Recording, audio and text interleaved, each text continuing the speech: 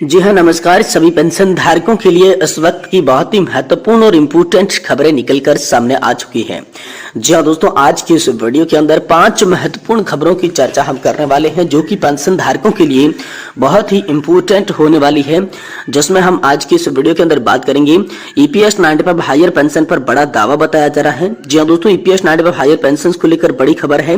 कर्मचारी भविष्य निधि संगठन और कोर्ट की अवमानना पर हाल फिलहाल में अब सभी के लिए बड़ा दावा देखने को मिला। इसके बारे में आज की इस वीडियो के अंदर बात करेंगे। वहीं दोस्तों, धामी सरकार ने यहाँ पर 15 फरवरी तक बढ़ाया था यहाँ पर प्रस्ताव। अब दोस्तों, ओल्ड पेंशन स्कीम को लेकर बड़ा ऐलान कर चुकी है धामी सरकार, इसके बारे में बात करेंगे।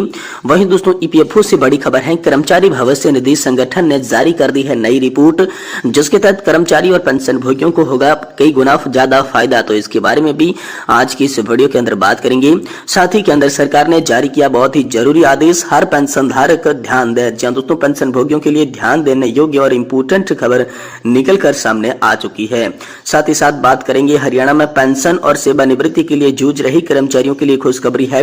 कोर्ट ने सरकार को बड़ा आदेश दे दिया है। इसके बारे में भी आज की इस वीडियो के अंदर बात करेंगे। और साथ ही दोस्तों, बात करने वाले हैं ईपीएस 95 हायर पेंशन को लेकर जो ईपीएस कॉर्पस है वो घाटे में है। प्रधानमंत्री और साथ ही कर्मचारी भविष्य निधि संगठन पर बड़ा दावा हाल फिलहाल में देखने को मिला है। तो इसके बारे में भी आज की इस वीडियो के अंदर बात करेंगे। साथ ही दोस्तों, यहाँ पर आप सभी के लिए बात करें तो दोस्तों, पेंशन खाते में आना स्टार्ट हो चुकी है। पेंशन को लेकर बिग ब्रेकिंग न्यूज निकल कर आई है। इसके बारे में भी आज की इस वीडियो के अंदर बात करेंगे। यानी कि पेंशन से जुड़ी तमाम बड़ी खबरों की चर्चा आज की इस वीडियो के अंदर करने वाली है। इसलिए आप सभी पेंशन धारकों से निवेदन है कि दोस्तों, वीडियो को आप लास्ट तक जरूर देखिएगा। साथ ही अगर हमारे चैनल पर आप पहली बार विजिट कर रहे हैं, हमारे वीडियो को पहली बार देख रहे हैं, तो दोस्तों हमारे चैनल को सब्सक्राइब कर दें और वीडियो को लाइक जरूर करें। तो चलिए बिना किसी देरी के खबरों का सिलसिला शुरू करते हैं। सबसे पहले बड़ी खबर की ओर चले तो दोस्तों, ईपीएस 95 हायर पेंशन पर बहुत ही बड़ी खबर निकलकर सामने आ रही है। ईपीएस 95 हायर पेंशन, ईपीएफओ और कोर्ट की अवमानना पर दोस्तों बड़ा दावा देखने को मिला है। जी हां दोस्तों, सुप्रीम कोर्ट के फैसले के बाद ईपीएस पेंशन मामले की यात्रा पर पेंशनर्स इंद्रनाथ ठाकुर ने पूरी पड़ताल करने वाला एक पोस्ट किया है। इस पोस्ट में दावा किया गया है कि 4 नवंबर 2022 को सुप्रीम कोर्ट ने पेंशनर्स के पक्ष में बहुत ही साहसी निर्णय दिया और न्याय दिया है। वही कुछ सवाल भी उठाए गए हैं। लिखा गया है कि विशेषज्ञों द्वारा कुछ खामियां भी देखी गई हैं, तो इस तरह की शंका का इनकार नहीं किया जा सकता। फिर शुरू हुआ दोस्तों असली खेल, और ईपीएफओ ने अदालत के आदेश की देरी में यहां पर गड़बड़ कर दी है। इससे ईपीएफओ साइट पर अफरा तफरी मच गई। कोर्ट द्वारा दी गई समय सीमा में 4 महीने के बाद लिंक उपलब्ध होने के बाद उन्हें इसे पीपीओ लिंक से बजाय यूएन लिंक कर दिया, जो कि 2018 तक सेवानिवृत्ति लोगों के लिए सक्रिय नहीं था।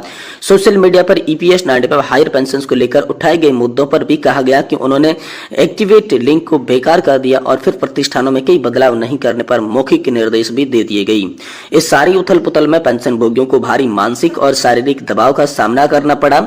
सबसे पहले विकल्प पत्र को 10 से अधिक स्थानों पर भेजा गया। फिर दोस्तों, ऑनलाइन फाइलिंग के दौरान त्रुटि संदेश के कारण उसे ठीक करने की मदद मांगता और प्रतिष्ठानों से कर्मचारियों को यहाँ पर मानसिक और शारीरिक तनाव झेलना पड़ता। साथ ही केरल हाईकोर्ट का बड़ा फैसला आया था।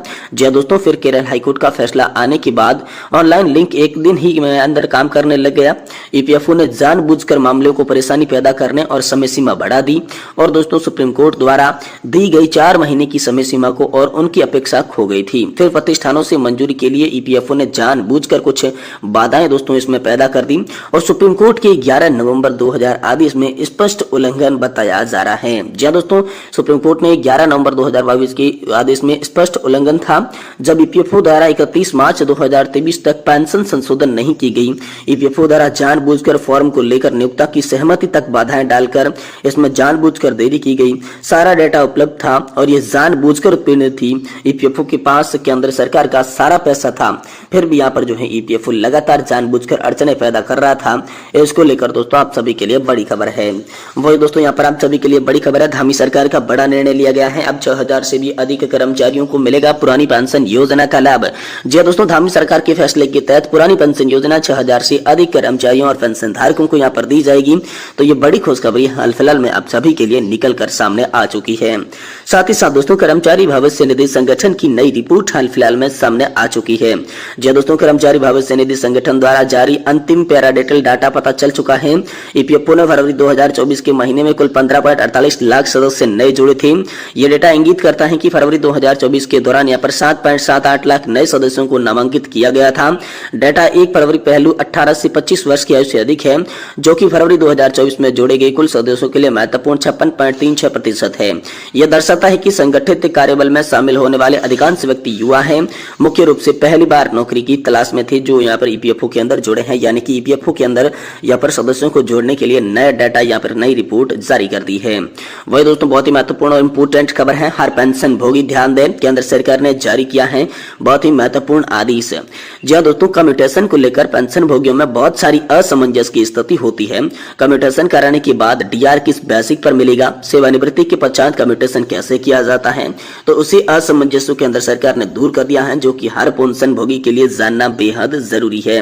जी हाँ दोस्तों, तो यहाँ पर बात करें कम्यूटेशन कराने के बाद किस राहत पर यहाँ पर महंगाई राहत बेसिक पर मिलने वाली है, तो केंद्रीय सिविल सेवा पेंशन नियमावली 2021 के नियम 52 के अनुसार नियम 41 के अधीन अनुकंपा भत्ता आहरित करने वाले व्यक्तियों सहित पेंशन भोगी और कुटुंब पेंशन भोगियों को पेंशन और कुटुंब पेंशन पर महंगाई राहत दी जाएगी।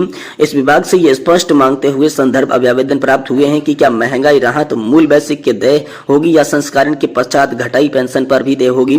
तो यह स्पष्ट किया जाता है कि महंगाई राहत संसासीकरण के मूल बेसिक के पर या फिर वेतन आयोग की इत्यादि की सिफारिशों को क्रियान्वयन करके किया जाएगा। और दोस्तों, संस्कारित पेंशन में कटौती के पश्चात घटाई पर पेंशन पर कोई देय नहीं की जाएगी, जैसी है वैसी ही रहेगी।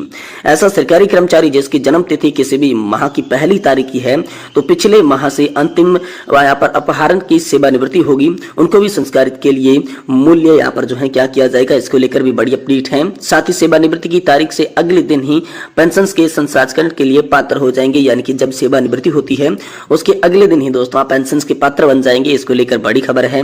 साथ ही 1/1/2016 से 4/8/2016 के बीच रिटायर्ड पेंशन भोगियों को भी इस रिपोर्ट के अंदर विशेष छूट यहाँ पर सरकार के द्वारा दी जा चुकी है।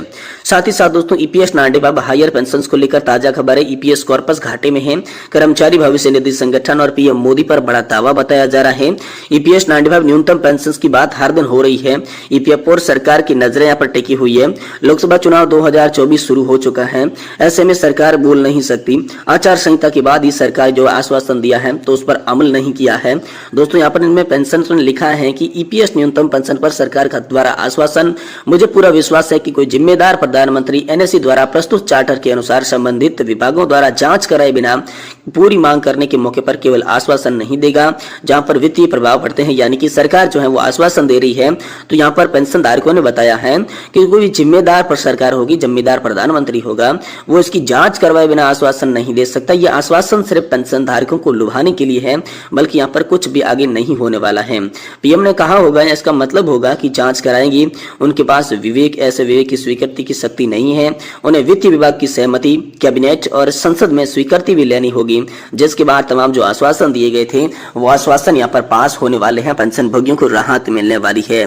साथ ही दोस्तों पेंशन भोगियों को कुछ राहत देनी चाहिए, जिसके ऊपर में कहा गया कि सरकार को 2014 से मुद्रास्फीति को ध्यान में रखते हुए पुराने पेंशन भोगियों को कुछ राहत प्रदान करने के लिए योजना में संशोधित करना चाहिए था।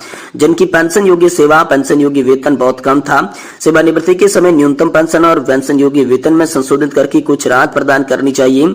अंतिम संशोधन 1/9/2014 में किया गया था, जिसे तकरीबन 10 साल से भी ज्यादा का समय हो चुका है। तो अब यहाँ पर एक बार फिर से संशोधन करने की आवश्यकता है। वह दोस्तों यहाँ पर पेंशन और सेवानिवृत्ति के लिए जूझ रहे कर्मचारियों के लिए यहाँ पर बड़ी खबर है। हाईकोर्ट ने यहाँ पर सरकार को बहुत ही सख्त आदेश दे दिया है कि यहाँ पर जो है आप सभी सरकारी कर्मचारी और राज्य कर्मचारी जो पेंशन और सेवानिवृत्ति के लाभ के लिए यहाँ पर लगातार कोर्ट में जा रही हैं, तो यहाँ पर कोर्ट